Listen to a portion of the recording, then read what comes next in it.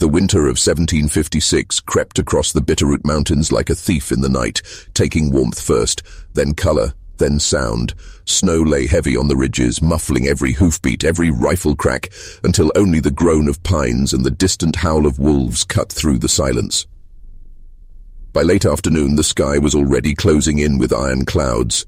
The wind carried a promise of another storm, the kind that turned roads into graves and left cabins half swallowed by drifts.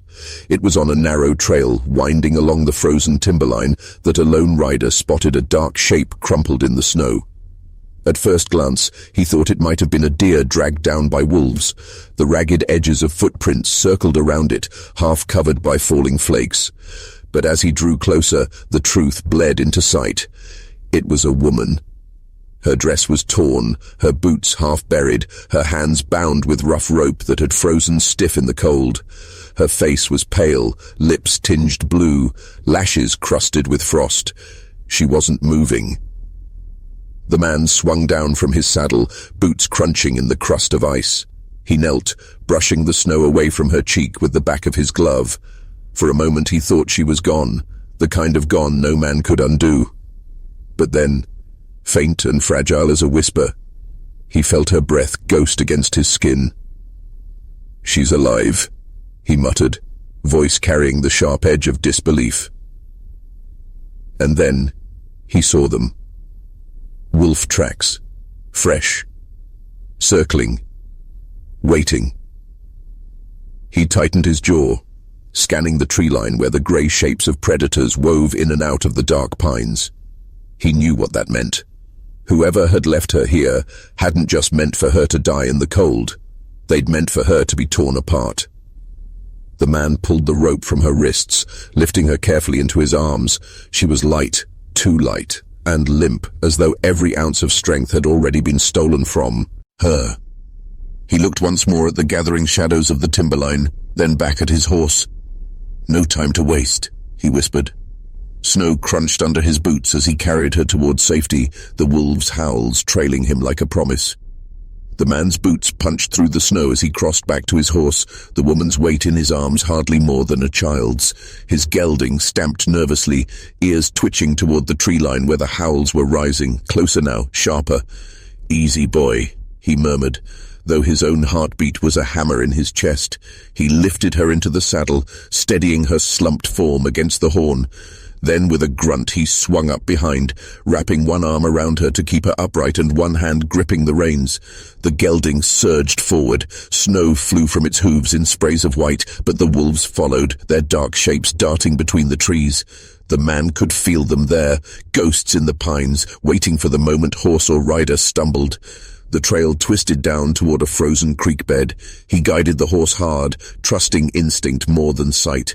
Wind lashed his face, slicing through his beard, while the woman in his arms stirred faintly, her head rolling weakly against his chest.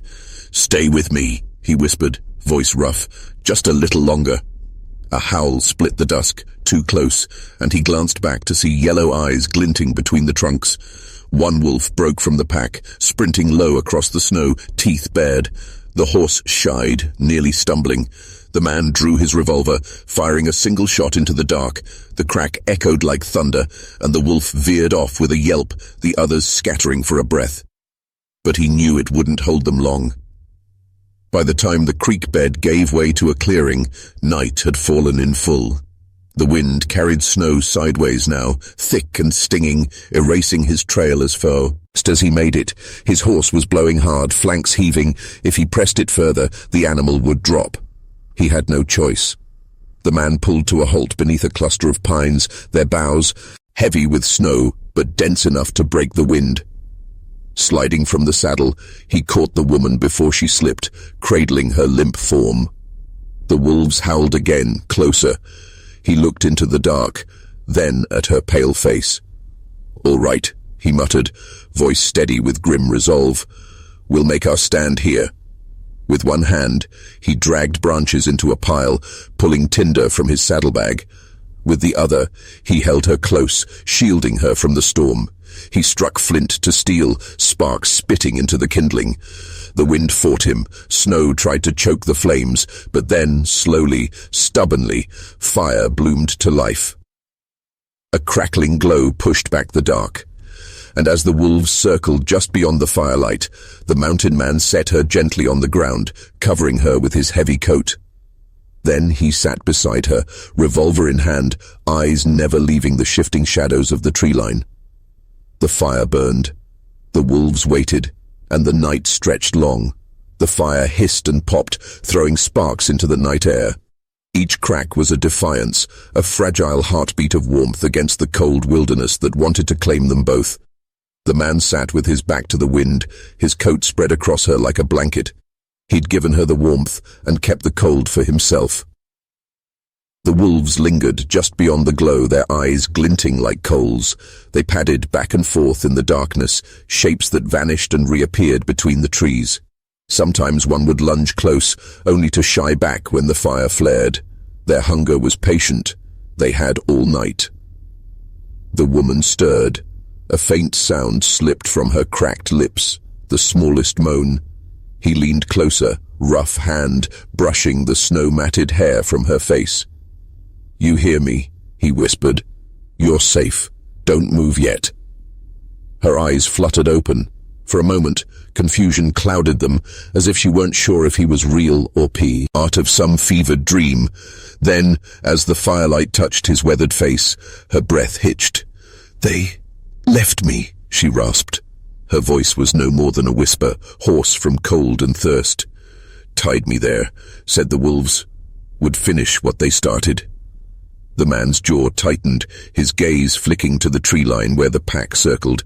He didn't ask who they were. It didn't matter. Not tonight. "Not while I'm here," he said. The words were simple, but they carried a weight that steadied her trembling. She coughed, tried to rise, but he pressed her gently back against the coat. "Rest. I'll keep the fire fed. That's what matters now." The flames cast shifting light across his face, hard lines cut by years of solitude, softened now by something unexpected, a quiet resolve, almost tenderness. She watched him as her strength ebbed and her eyes grew heavy again, the crack of branches being fed to the fire, the hiss of sap, the steady presence of him beside her, all blurred into a rhythm, a promise of safety she hadn't felt in a long time. But beyond the fire's fragile circle, the wolves grew restless. Their low growls rippled through the night, a sound that made the skin crawl. One bold shape stepped closer, teeth flashing in the firelight. The man rose slowly, revolver in hand. His shadow stretched tall across the snow. "You'll get nothing here," he said, his voice low, steady, as much a warning to the beasts as to fate itself. For a heartbeat, silence held. Then the wolf snarled and darted forward, only to skid back as the man's shot split the night, echoing through the pines. The pack howled in answer, fury and hunger rolling through the storm. The fire flared high, the wolves drew back again, and in the small space between heartbeats, the woman realized he wasn't just fighting for her survival, he was fighting like a man who had already decided he would not let her be lost. And for the first time since they left her to die, she believed she might live. The wolves did not scatter far after the shot. Their howls circled back through the trees, echoing like a war drum in the night. It was not fear. They were testing him, measuring his strength against their hunger. The mountain man lowered the revolver but didn't holster it. He knelt by the fire, feeding in more wood with one hand, the gun steady in the other. His every movement was calm, deliberate, as though he had faced nights like this before. But this time was different, because he wasn't fighting for himself alone. The woman's breathing steadied beside him. Her body, still weak and trembling, leaned toward the fire, clinging to its fragile warmth. She watched him through half-lidded eyes, the figure of a stranger who had lifted her out of death's grasp and now stood like a wall between her and the wild. She tried to speak again. Her lips formed the word "why," though no sound came. Why had he stopped? Why had he bothered to cut her chains, to stay with her when the storm and the wolves both pressed in? The man seemed to hear it anyway. He glanced at her, his face lined by firelight. "You don't leave a soul to the snow," he said simply, "not while you've got strength in your arms." A branch snapped in the trees. 2 wolves crept closer, their bodies low to the ground, their breath steaming in the night air. Their eyes glowed, sharp and eager, hunger driving them past fear of the fire. The man stood. He stepped forward until the flames licked at his boots. The revolver raised again. "Come then," he muttered. The wolves growled, teeth bared. One lunged. The gun cracked once, sharp and final. The wolf yelped, tumbled into the snow, and the pack shrieked in a chorus of rage. They scattered, but not far, circling restless, waiting for the fire to falter, for fatigue to drag him down. The man's jaw set. He holstered the revolver and gripped the axe at his side in Ted, a weapon that would not run empty. Then he returned to the fire, feeding it higher, higher still, until sparks showered up into the black sky. Beside the blaze, the woman reached weakly for his coat, tugging it closer around her shoulders. Her eyes found his, holding them, as though anchoring herself to his steadiness. He gave her the faintest nod. "We'll see morning," he said. It wasn't a hope. It was a vow.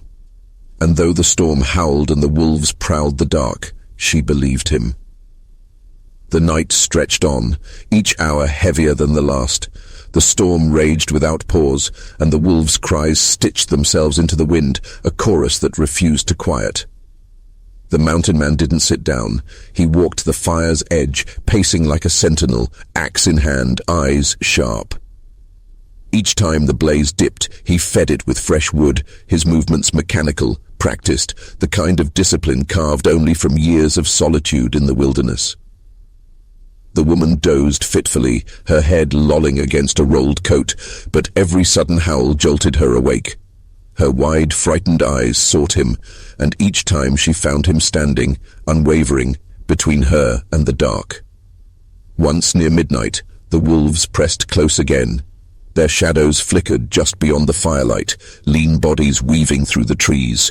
One darted forward, snapping at the edge of the flames. Another followed, teeth flashing white in the storm. The man surged forward with a roar of his own, the axe flashing as it split the snow at their feet. The sudden fury in his voice carried through the forest, cutting through the storm. The wolves yelped and scattered back, but he knew they weren't beaten.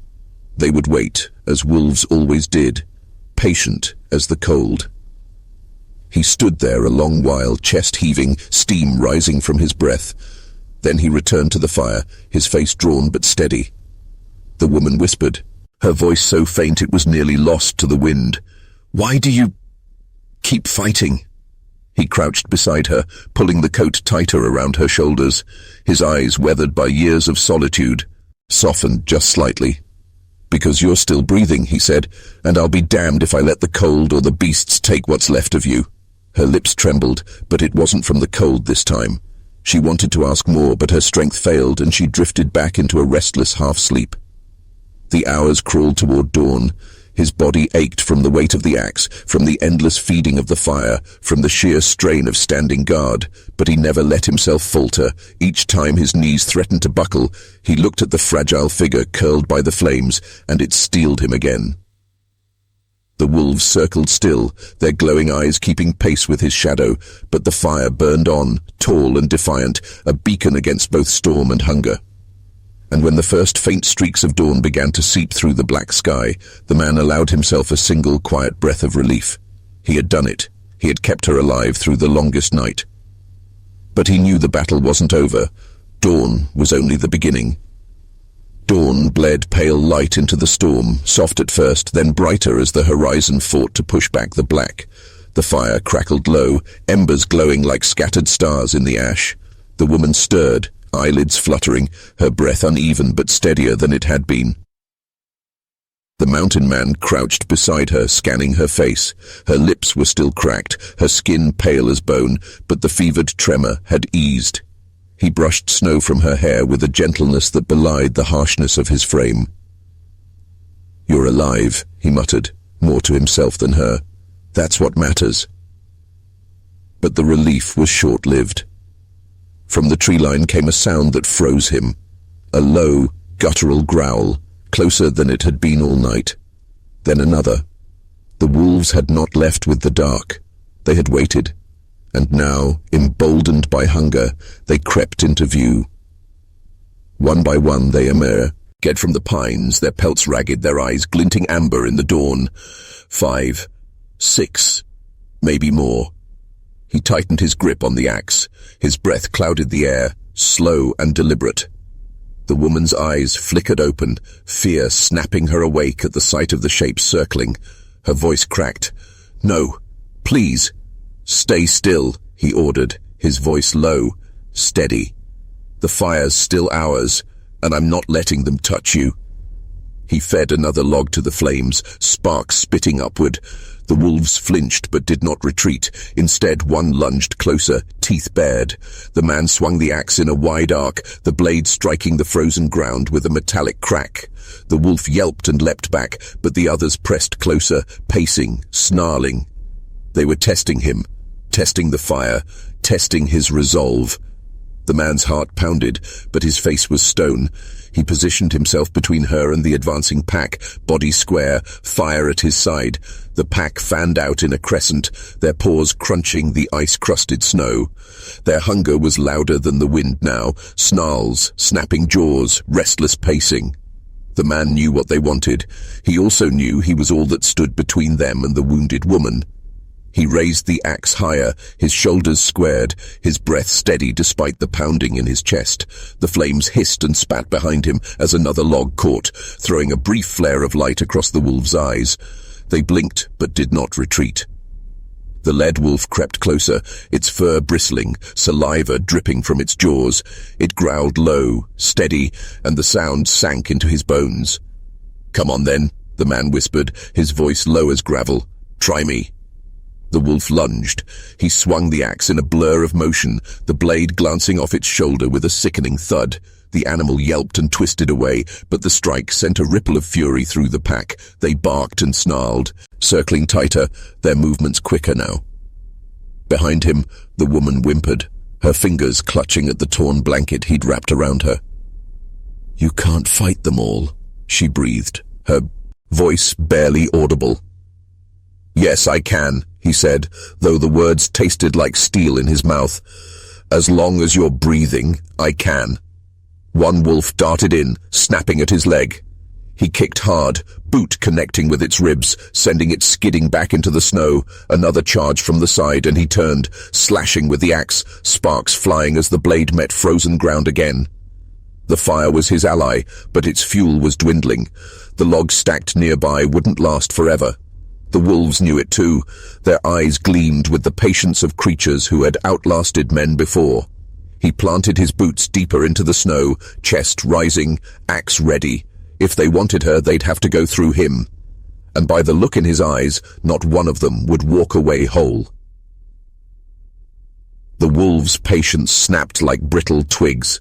3 moved at once, 1 from the front, 2 flanking, a blur of fur and teeth closing in. The mountain man swung wide, the axe catching one across the jaw, the crunch followed by a spray of red on the snow. He spun, planted a boot into another's ribs, but the third leapt high, claws grazing his shoulder, teeth snapping inches from his throat. He roared, slamming the wolf against the fire's edge. Its coat ignited in a flash, a yelp ripping through the night as it bolted into the dark. The pack faltered at the smell of singed fur and smoke, but only for a heartbeat. Behind him, the woman tried to rise, but her leg gave out. She collapsed, gasping, clutching at the blanket. "Don't let them! I won't!" he barked, not looking back, eyes fixed on the pack. His arm ached, blood seeping down his sleeve where claws had torn him. Still, he gripped the axe tighter, his knuckles white in the firelight. The leader, larger than the rest, padded forward, its eyes locked on his, amber burning with something almost human. It didn't lunge, it waited, muscles coiled, daring him to falter. The mountain man spat blood into the snow. "Then come for me."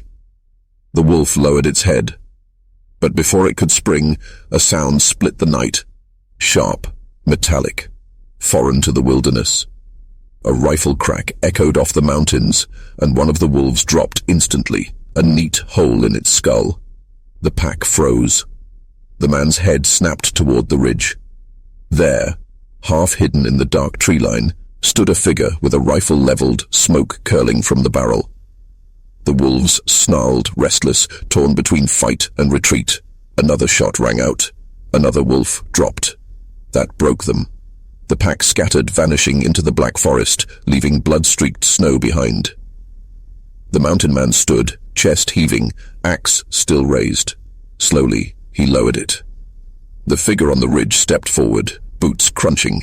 The firelight caught the brim of a wide hat, the shine of cold steel in their hands. The man narrowed his eyes. Friend or foe? The rifle lowered slightly. A voice carried across the clearing, hoarse, deliberate. Depends who you are. The fire popped, sending sparks into the night as the stranger stepped closer, boots sinking into the bloodied snow. The mountain man shifted his stance, planting himself between the rifle and the woman on the ground. His axe hung loose but ready, shoulders squared despite the blood dripping from his arm. The stranger stopped just at the edge of the fire's glow. The brim of their hat shadowed their face, but the rifle glinted faintly, trained low, not yet raised, but not at ease either. The mountain man's voice was gravel. You shoot clean enough. Who are you? The figure tilted their head. Who I am, don't matter. What does? Is that girl you're guarding like a wounded doe? Their voice was neither cruel nor kind, measured, weighing. You planning to keep her alive, or is this just for show? The woman stirred, clutching at the blanket, her eyes glassy but burning with fear. Don't let them take me, she rasped. That made the man's jaw tighten. He stepped forward, axe still in hand. Ain't nobody taking her. Not while I'm standing. The stranger let the silence stretch, eyes flicking from the man to the woman. Then, with slow precision, they lowered the rifle and slung it over their shoulder. Good answer. The mountain man didn't relax. Then say your piece. The stranger crouched, gloved hands brushing the snow where wolf tracks cut deep. You're lucky I was close enough to hear the fight. Those wolves. They trailed off, touching the blood-stained snow. They weren't hunting for meat. They were driven, forced toward you. The man's brow furrowed. Forced? The stranger finally lifted their face into the firelight. Their eyes were pale, unnervingly steady. Somebody wanted her dead enough to send the wild after her. And you? They pointed a finger, sharp as a blade. You've just put yourself right in their path. The woman whimpered, curling closer to the blanket. The mountain man's grip tightened on the axe handle until his knuckles cracked. The stranger stood. If you want to live through what's coming, you'll need more than fire and steel. You'll need to know who sent the wolves. The night seemed to press in tighter, the trees whispering with the weight of secrets yet to come. The mountain man didn't answer at once. His breath fogged heavy in the cold air, the weight of the stranger's words sitting like stone in his chest. Wolves didn't hunt in packs that large, not this deep into the timber, and they didn't scatter at fire unless something stronger was behind them. The woman stirred weakly, her cracked lips forming a single word. Please. That small sound was enough. He adjusted the blanket around her and stepped forward, planting his axe in the snow so he could meet the stranger eye to eye. You've said enough riddles. If you know something, speak it plain.